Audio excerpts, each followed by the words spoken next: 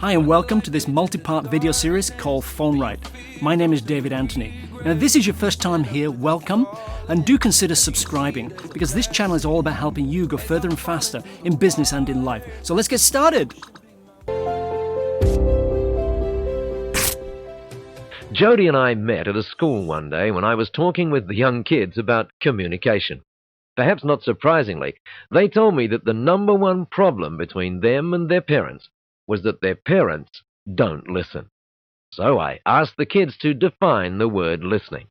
What's listening mean to you? I asked them.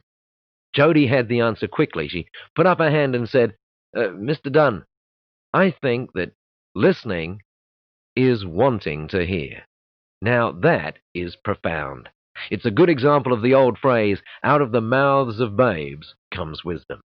What Jody was saying is that listening is not just letting the sound waves strike our eardrums. It's a matter of really wanting to hear, hanging on to every word, as it were. And if that's stating it too simply, and I don't think it is, then consider the words of my favorite management author. His name is Tom Peters, the author of books like In Search of Excellence, Passion for Excellence, and more recently, Thriving on Chaos. He puts listening into perspective this way. Listening lets the other person know that you believe they are important. So with that important background, let me ask you to listen in on the beginning of this call. All I want you to do is to figure out how you'd feel if you were the caller on the other end of the phone. XYZ Company, hold on please. Okay, how do you feel? Would cheesed off come close to describing it? Or, according to Mr. Peters' definition, you'd know that the people you'd called didn't feel you were important. And what's even worse, in the majority of cases, all you wanted to say was something like this: could I speak to John Jones, please? So if you feel cheesed off, it's totally reasonable to suggest that your callers will feel exactly the same if you do that to them. And that's why Performance Standard 3 and Performance Standard 4A must always be used. Yes, you heard that right. Always. Now, I can almost hear you saying, but hold on, Paul, what if my switchboard is lit up like a Christmas tree? What do you expect me to do in that circumstance? Well, if you do indeed have a switchboard, the solution is an easy one, depending on the frequency with which your switchboard is lit up like a Christmas tree. Given that it is a frequent occurrence, the answer is to have more people manning the board. Now, what if the boss says, but hang on, Paul, that's going to increase my costs?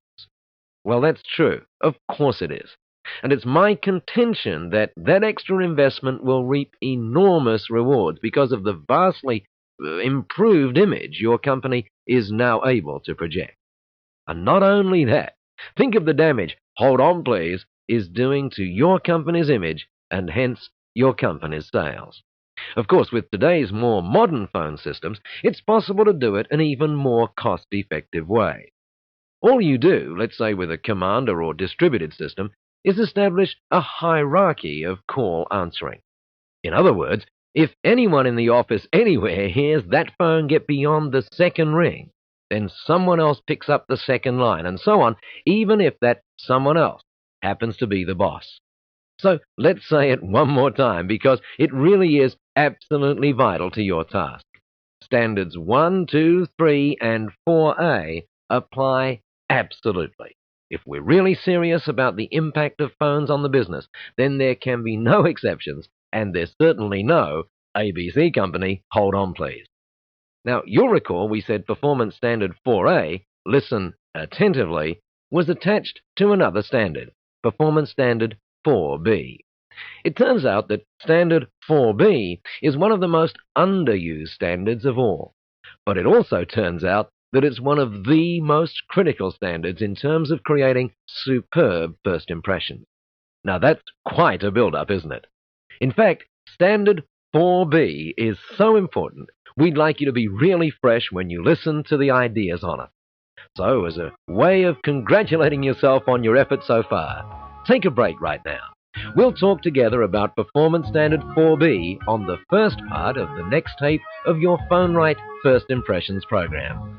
I'll join you on that just as soon as you're ready. I hope you got a lot of value today. If you did, click the like button. What that does is help us build our non-profit business school, UBLA. Check out in the description below to find out more about what we're doing and how you can help. This is part of a multi-part series, so keep your eye out for the next video.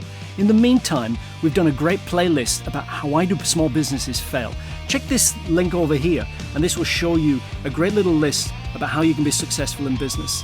So thank you very much. Catch you again soon.